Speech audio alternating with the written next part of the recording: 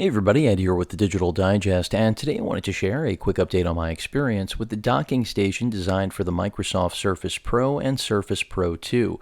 So it's priced at $199.99 and compatible with both generations, as I just mentioned, and that's because the actual form factor hasn't changed. Now, whether or not this will support the third generation of Surface Pro, I can't comment, I can't make a prediction, but if I had to, I would say it likely probably will not, simply because I expect that in the third generation, we'll probably see Microsoft at least attempt to make this a thinner device, or at least lighter, change something.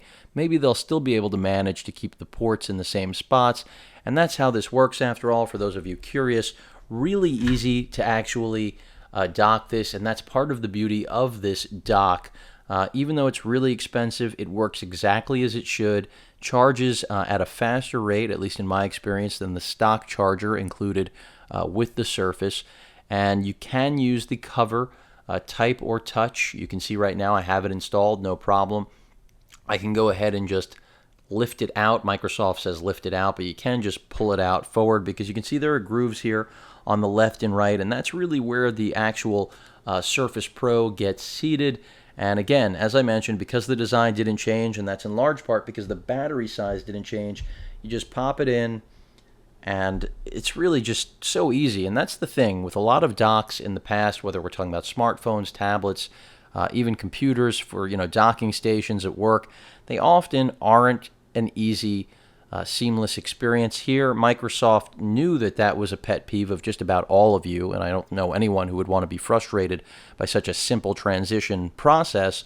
So that's why a lot of thought and time went into this. In fact, it took a long time, literally, because here we are in the second generation of the device. Now we finally have the dock that I think most of us would have liked to have seen back at the launch of Gen 1. But all you have to do is basically push these in, and that's because the Pogo ports here provide your power for charging. Your display port hookup right here gives you your video out, and then USB on the left is, of course, through the USB 3.0 port, is going to be turned into a USB hub. And another thing that's noteworthy is that the device will also be put to sleep and woken up while docked by simply opening the cover. I also want to point out, you may have noticed the LED right here on the right-hand side, which is for charging. That LED is solid right now because it is powering the device. Something I did not point out in the unboxing. I frankly didn't notice it because it is really small, but again, speaks to the minimalist design and just the fact that Microsoft made something here that just works really, really well. It looks good, matches the tablet. I mean, the fit and finish is identical, as you may have noticed, in terms of the color of the dock. Even though it's not made of the same material as the Surface Pro, it does match it perfectly. And whether you're using this, like I said in my unboxing, as a workstation, because you literally can, or you're docking it because you want to turn it into your desktop seamlessly and have everything hooked up back here on the back side, where it does support everything under the sun that you could possibly need to make this tablet computer easily become a full-blown desktop, because it does have the performance between the i5 Haswell chip, as well as 4 gigs of RAM, dual band Wi-Fi, everything you could need, Bluetooth, but it doesn't have things like Ethernet. It only has micro display port out, which is still all you're going to get here, but now you've got 3 USB 2.0 ports. You still maintain your one USB 3.0. You also have Ethernet, something that isn't native to this device that, as I mentioned in the unboxing, a lot of business users need. Headphone, microphone jack. So everything that you'd expect to turn this into the full-fledged PC that it really is in a tablet form. So for those of you looking to bridge the gap, to take your Surface Pro experience beyond what you've been traveling with or using on your couch or using at the office, and you really want to be able to hook this up to your 27-inch monitor or your television, whatever it is that has a display port, or even you're going to work with adapters to make it work, which I won't say will get a little bit tricky, but for the average user, especially someone who doesn't know anything about video resolutions, you're not going to run into problems, but compatibility is always something to be aware of. The point is that this really does transform the Surface Pro into a whole nother machine. Keep in mind, this is not compatible with the Surface or Surface 2, the RT version of this lineup of Microsoft tablet computing device. This is the full-blown Pro that is running Windows 8.1. So really nice to see this dock. Glad to be using it. As I mentioned, improves charging time. I'm seeing about 2 hours for a full charge here.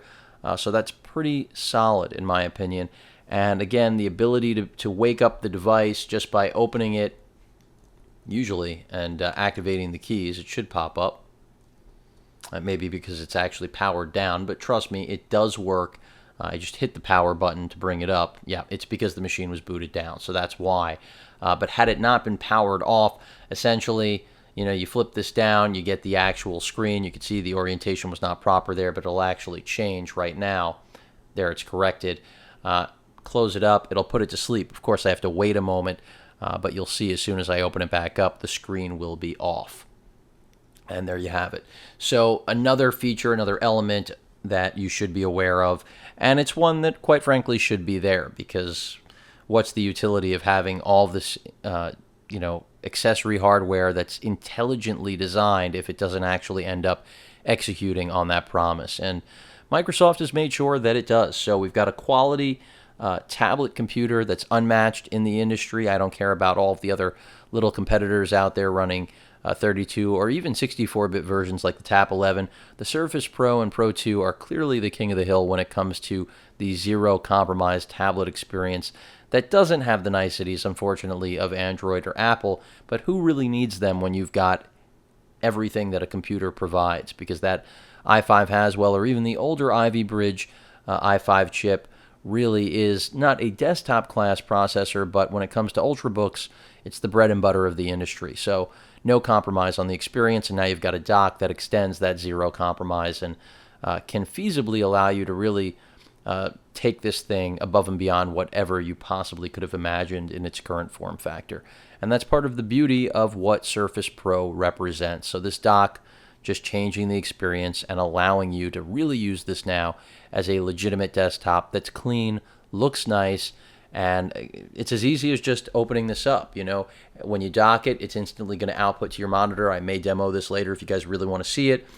And then when you're done and you want to go, you just pop it open and you leave. There isn't any, that's the whole transition. Dock it, it's output to the monitor, all of your USB devices are hooked up, you leave, the dock waits for you. I mean, like any dock. But the whole point is that it just works perfectly. And how often can I say that about any product, let alone a computer or a device that really blurs the line between computing and mobile computing, since that's what the Surface Pro really is the king of. But beyond that, really like the dock. Again, very expensive, but if you've already invested $1,900 or more in this tablet computer, I see no reason why you wouldn't take the full plunge and get the dock, especially now that it's actually available. Any questions or comments, please feel free to post them. And of course, as usual, please feel free to subscribe. Later.